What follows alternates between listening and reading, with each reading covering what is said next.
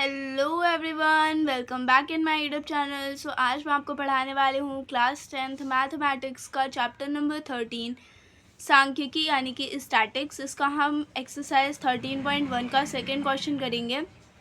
तो second question है, किसी फैक्ट्री के 50 श्रमिकों की दैनिक मजदूरी के निम्नलिखित बटन पर विचार कीजिए। दैनिक मजदूरी रुपयों में कितनी है? 500 से 520, 520 से 540, 540 से 560, 560 से 580, 580 से 600। और श्रमिकों की संख्या कितनी है? 12, 14, 8, 6 और 10। ठीक है, देखो मैंने आपको प्रीवियस वीडियो में भी अच्छे से समझाया था कि क्या होता है और हम इसको सॉल्व कैसे करते हैं। इस वीडियो में भी हम समझा देते हो, लेकिन आप मेक श्योर कि आप पहले वाले वीडियोज़ को देख के आइएगा तो आपको थोड़ा समझने में आसानी होगी। ठीक है, लेकिन यहाँ पे जो ये दैनिक मजदूरी है ना, जो ये लिखा है कि दैनिक मजदूरी रुपयों में, इसको हम वर्ग अंतराल भी बोल सकते हैं, क्योंकि अगर आप यहाँ पे इसका पैटर्न नोटिस करोगे तो हर एक डिजिट के बीच में ना 20-20 का अंतर है। ठीक है, और हर उसमें सिमिलर है। ये कैसे? 500 से 520 में कितना अंतर है? 20 का। 520 से 540 में 20 का। 540 से 560 में 20 का। 560 से 580 में 20 का। 580 से 600 में 20 का। ठीक है, तो ये एक वर्ग अंतराल पे चल रहा है कि सबके बीच में 20-20 का अंतर है। ठीक है, और जहाँ श्रमिकों की संख्या लिखी है ना, ये श्रमिकों की संख्या को हम बारंबारता भी बोल सकते हैं। अब बारंबारता का अर्थ ये होता है कि कितनी बार वो संख्या है जो है वो बार बार आई है। यानी ये जो 500 से 520 रुपए का जो ये फॉलो हो रहा है ना, ये वर्ग अंतराल, ये 12 श्रमिकों के लिए फॉलो हो रहा है, 12 लोगों के साथ ये हो रहा है। 500 से 540 के बीच में जिनका है उनके 14 श्रमिक हैं। 540 से 560 में 8 श्रमिक हैं। 560 से 580 में 6 श्रमिक है। 580 से 600 में 10 श्रमिक है। ठीक है, तो ये जो ये कितनी बार ये चीज़ इस वर्ग अंतराल को कितनी बार दोहराया जा रहा है, ये होती है बारंबारता। ठीक है, तो ये होता है आपका वर्ग अंतराल, यानी कितना अंतर है सबके बीच में, और ये होता है आपका बारंबारता, जिसे हम एफ भी बोल सकते हैं। ठीक है, तो ये होती है आपकी बारंबारता कि बार बार वो डिजिट कितनी बार आई है, और ये होता है आपका वर्ग अंतराल, जो कि हमें ये बताता है कि इनके बीच में कितना अंतर है। ठीक है, और सबके बीच में इस क्वेश्चन के लिए 20-20 का अंतर है। तो अब हम देखते हैं कि इसको हम सॉल्व कैसे करेंगे।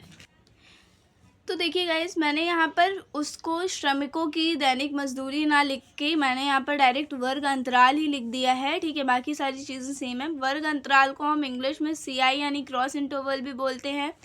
बारंबारता भी मैंने सेम लिख दिया। बारंबारता को हम F से डिनोट करते हैं। ठीक है, अब यहाँ पे मैंने X लिखा है और FX लिखा है। अब ये हमने क्यों लिखा है? मैंने ये इस वजह से लिखा है क्योंकि X कब आता है? जब हम इसको डिवाइड करते हैं। ठीक है, और आपका FX कब आता है? जब हम X और F के पदों को मल्टीप्लाई करते हैं तो हमारा FX निकलता है। इसलिए ध्यान से पूरा वीडियो को लास्ट तक देखिएगा कि कैसे हम X और FX निकालते हैं। ठीक है, अब देखो, पहले हम X निकालेंगे। ठीक है, तो हम X के लिए प्रोसेस करते हैं। पहले हमारे यहाँ पे वर्ग अंतराल दिया गया है 500 और 520। ठीक है, अब इसका एक ईजी तरीका होता है कि पहले आप 500 और 520 को ऐड कर लो।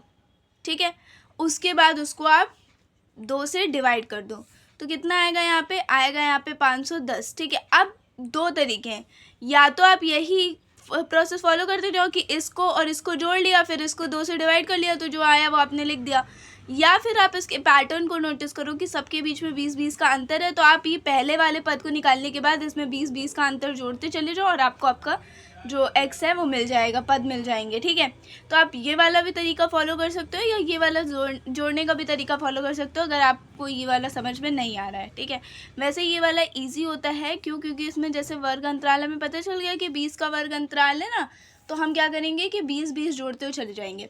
देखो कैसे जोड़ेंगे, 510 है, अब 510 में हम 20 और ऐड करेंगे तो क्या हो जाएगा? 530।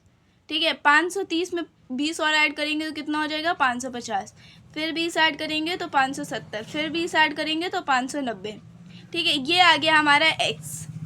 कैसे आया? वर्ग अंतराल को पहले हमने जोड़ा, सारे नहीं, पहले हमने इन दो पदों को जोड़ा, फिर इसको हमने 2 से डिवाइड कर दिया तो हमारा पहला पद आ गया। अब उसके बाद सबके बीच में 20 का अंतर था, हम 20 का अंतर जोड़ते जाएँ तो आंसर निकल आएगा।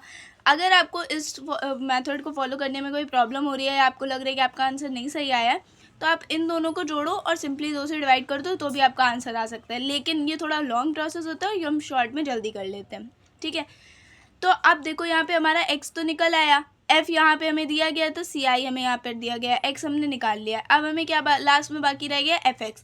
जैसे ही हमारा एफ एक्स आ जाएगा ना, उसके बाद हमारा आंसर भी आना शुरू हो जाएगा। कैसे? देखो एफ एक्स कैसे आता है। एफ एक्स का मतलब होता है एफ इंटू एक्स, है ना। एफ इंटू एक्स मतलब कि इसको और इसको मल्टीप्लाई करेंगे तो एफ इंटू एक्स हो गया, तो एफ एक्स। तो बारंबारता और एक्स जो हमने ये पद फाइंड किए हैं इनका मल्टीप्लाई करवा दो। सिंपली कैसे? ये जो ये 510 है ना, इसका मल्टीप्लाई करवाओ 12 में। 12 का मल्टीप्लाई करवाओ या तो 510 में, ठीक है, सेम ही होता है। तो कितना आएगा आपका 6120। इसको आप करके देख सकते हो। अब जब हम 14 का मल्टीप्लाई 530 से करवाएंगे तो कितना आएगा 7420। जब हम 550 का मल्टीप्लाई 8 से करवाएंगे तो कितना आएगा 4400। फिर हम 6 का मल्टीप्लाई 570 से करवाएंगे तो कितना आएगा 3420।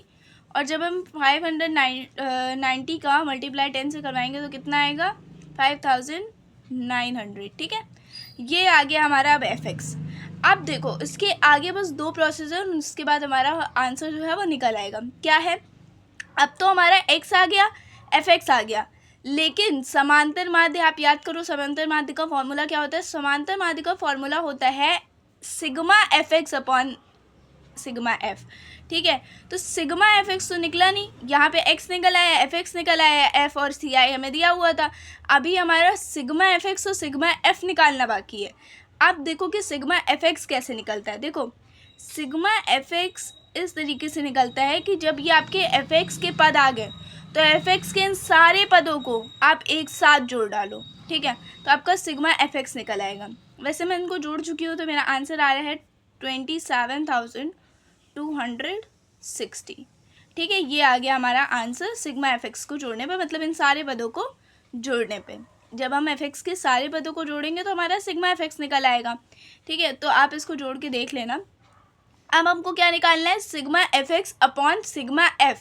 सिग्मा एफ कैसे निकलेगा? सेम प्रोसेस है, सिग्मा एफ निकलेगा एफ के सारे पदों को जोड़ के। तो जब हम एफ के सारे पदों को जोड़ेंगे तो कितना आंसर आएगा 50। ठीक है, एफ के सारे पदों को जब हम जोड़ेंगे तो यहाँ पे हमारा 50 आंसर आ गया। अब क्या करना है? बस एक लास्ट प्रोसेस, समांतर माध्य का फॉर्मूला यूज़ करेंगे, sigma F x upon sigma F. Values put करेंगे। सिग्मा एफ एक्स की वैल्यू कितनी है 27,260 अपॉन सिग्मा एफ कितना है 50। ठीक है, तो जब हम इसको इससे डिवाइड करेंगे तो आपका कितना आंसर आएगा 545.20। ये आएगा आपका आंसर। ठीक है, इसके आगे भी बढ़ सकते हैं, तो आप इसका हम 2 ही डिजिट लेते तो हमने यहाँ पे इसका ये आंसर लिख दिया, तो यही आंसर है जो हमारा, यही आंसर आएगा। कैसे आएगा? जब हम इसको इसको डिवाइड करेंगे। ठीक है, तो उम्मीद करती हूँ कि आपको ये अच्छे से समझ में आया होगा। कोई डाउट हो तो आप मुझे कमेंट बॉक्स में कमेंट करके पूछ सकते हो। मिलते हैं अगले वीडियो में। Thanks for watching.